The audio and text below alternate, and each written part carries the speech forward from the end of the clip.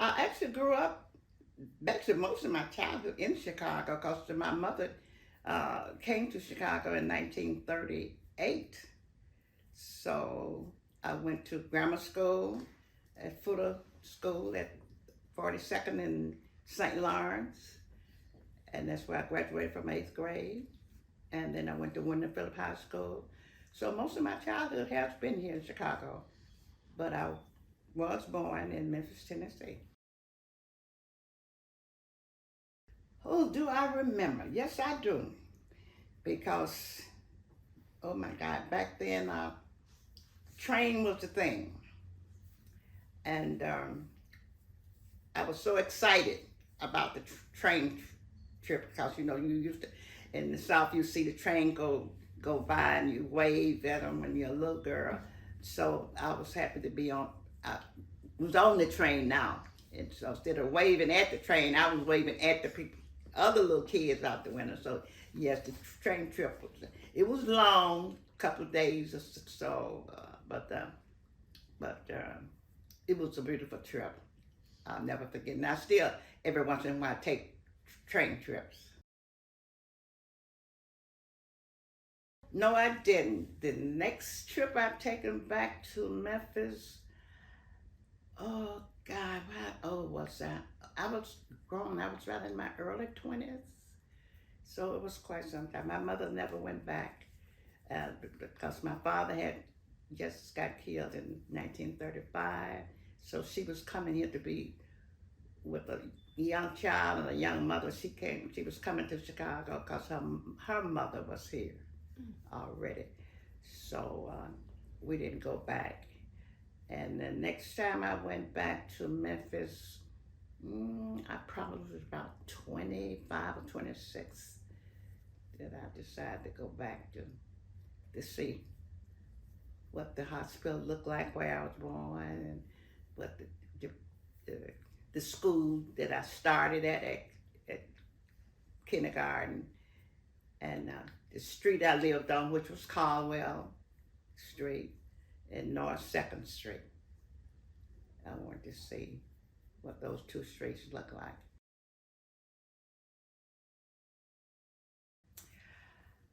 Well, I don't like to think of all unpleasant things. I like to always think about pleasant things. But yes, we always had unpleasant things years back. I said maybe in the 40s, in the 50s, because certain places we couldn't go eat, certain places we couldn't sit, like on the train, the Pullman porters and everything, we had to sit certain places on the train, for the, as, and I don't like to use terms like that because I don't like to teach my children this, but the black had to sit in the back cars, or you had to sit on a certain side, or you have to walk down a certain street. Yeah, it's a challenge, and in some places nowadays it's still the same. But I don't like to look at it that way. I like to look at the positive rather than the negative. But I tell my children and well, not my children now so much as it's my grandchildren, my great grandchildren, because I do have 6 generations now. And I tell them, don't look at what happened when I was coming up. Look what happened now when you coming up, because we'll never get it better if you always look at the bad parts. Look at the good parts, the good thing that you have it now, and that's what's going to keep the world and make the world better. The community, well, we in the area I live, because I've always been in this area. This is far south as I ever been. I lived from the 30s and the 40s, 100, and then I migrated out here. I've been here now since 1967 in this one house since 1967. So you just couldn't go nowhere else because you couldn't buy no place else, and you couldn't rent no place else. So you didn't hardly look no place because you knew it was, how can I say it, off the book.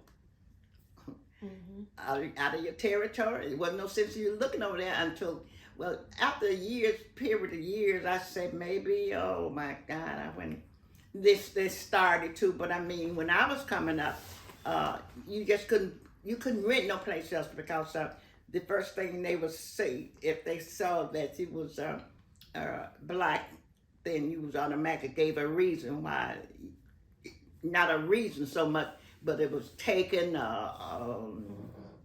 any excuse to let you know that because of skin color of your skin. And not only that, you just knew that you weren't allowed to buy in that area. Uh, you take like now Evergreen Plaza. I mean, it was years before we even got shopped in Evergreen Plaza because we wasn't allowed no past Halsted. So we was like in a box. You just in a box, and you knew where that box was.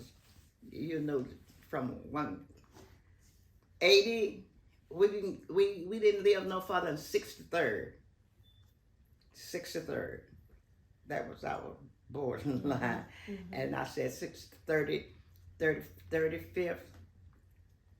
to 63rd. And then if you wasn't on the south side, then the other territory was on the west side. Then they had a west side territory that then it was like a box. So I didn't like the west side because well, I guess because my mother and them didn't start out on the west side, they lived on the south side. Cause my grandmother lived on 37th. She lived on 37th Street. So you knew that area, and that's where you like checkers. You hop from here, and you hop from there, and hop from there. Well, you know you couldn't hop too far, so you just didn't look that far because it wasn't available to you, and you didn't go so that far because everything for the blacks at that time was in that box. Well, believe it or not, I wasn't a big ballroom person. I guess I've always been church irritated, but I do know of the places, and that was the Savoy Ballroom. And I love roller skating, and I love dancing. I did love dancing, and the dance that went to California. He took to California. That used to be on TV. Oh God, what's the name of it? It started in Chicago. Soul Train. It started in Chicago. Soul Train. Soul Train. Soul Train started in Chicago. So I did love to dance. So every Friday night on 47th Street, that's where the dance. That's where Soul Train started out there on the second floor. And so every Friday night, so I was in several different dancing contests and things I won. I still, in my garage, I think I still got that old clock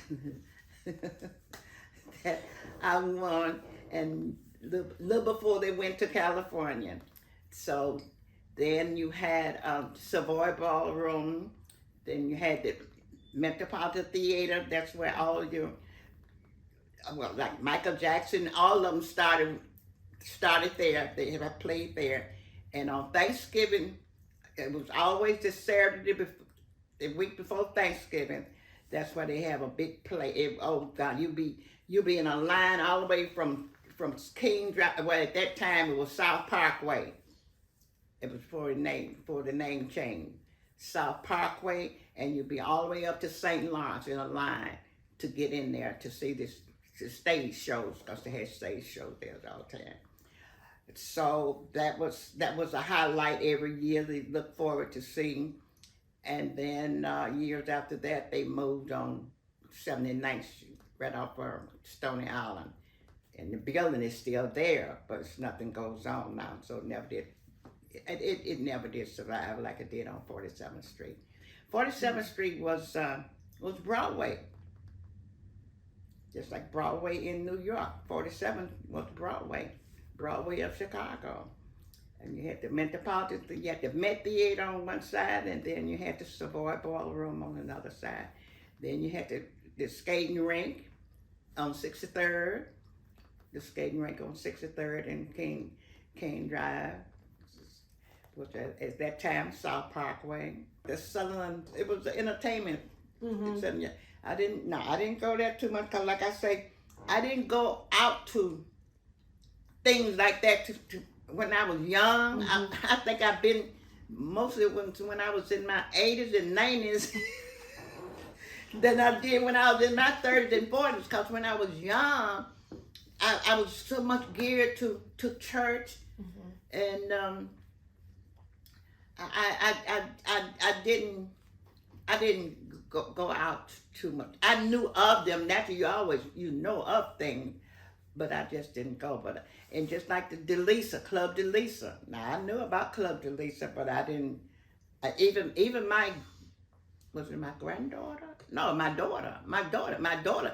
She worked at Club DeLisa, and when I found out she was working there, then when she came and told me, she said, "I know you're not gonna like this, but Mom, it's a job, and it pays good. I make good tips and blah blah blah. Money. And see, now I always been the type of person that money ain't everything, baby. Mm-hmm. Money is good to have, but first you got to have a peace of mind." It used to be right here in the city of Chicago. It used to be certain places we couldn't go. We couldn't cross the east side of Cottage Grove. Mm-hmm. We couldn't cross the east side of Cottage Grove. You get to that west side, that's far you go. That's far as you can go. Mm-hmm. So we couldn't even go to Drexel. Now, what's happening now? We are living on that side now. And when I say we, the black, mm-hmm. we are living over there, but we couldn't even walk over there. And it's been so many times that maybe some Caucasian person, the little child will tell you, get back on your side of the street. And we couldn't even go over there and enjoy the park because, Drexel Park was beautiful. But you couldn't go there and enjoy we didn't have any parks over this way because at that time we didn't have a Washington Park. Washington Park, oh wow. When they started building through there and going through there was probably about, I said maybe around 39 or 40, but the early 40s when they started making up Washington Park. And then we had a park that we could go to have a picnic, to sit on green grass. And there was so much clover and stuff on there. It wasn't grass, but it was so much clover and dandelions and things that we used to take. I remember my grandmother used to have me to go out there and pick the dandelion, and we used to have to go in our salads because we couldn't afford to have good lettuce. So we'll do the dandelions and kind of mix it with it to make the lettuce, to make the salad go farther. So, and my grandmother was working at this building in 58, right at that turn. She was working in there. She was a cook. And I was a little girl, and even when I was about 12, then at that time, 12 or 13, about 13, I say, then I couldn't even go in the lobby. I had to stay in the back. Now, we all in the whole building. So it have changed. So it right here on the south side have changed tremendous. In the 40s,